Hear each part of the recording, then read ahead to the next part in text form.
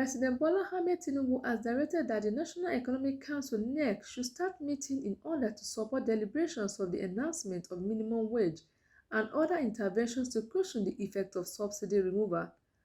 Governor Dapo Abiodun of Ogun State, who led the oil marketers to meet the president, disclosed this at the Aso Rock in Nigeria Federal Capital Territory. The oil marketers and petroleum depot operators under the aegis of the Depot and Petroleum Products Marketers Association of Nigeria (DAPMAN) pledged their support to the government of President Bola Ahmed Tinubu and called for better ways to cushion the effects of the economy. They pledged to make a donation of 50 to 100 locally made MAL buses to the public as part of intervention to alleviate the sufferings of the people in the area of transportation. Chairman of DAPMAN, Winifred Akpani, also added that they spoke to the president about having one exchange rate instead of trading in dollar so that the oil marketers can have a free market. I'm sure you've all have seen what different states have begun to do in partnership and in support of this policy. Some states have reduced the number of days workers are coming to work from 3 to 4 days. Others have introduced different interventions. We want to call it intervention, not palliatives, because that word has been abused.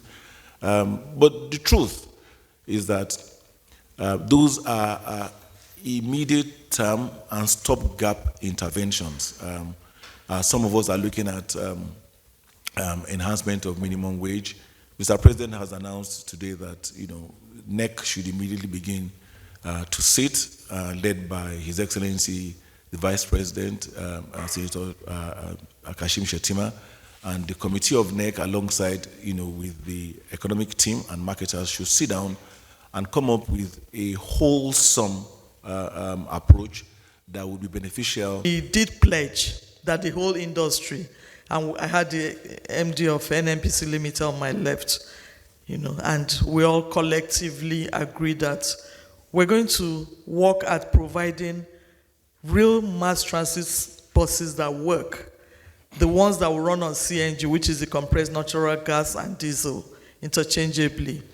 And hopefully we're going to start with about 50 to 100, and that is in the very, very short term.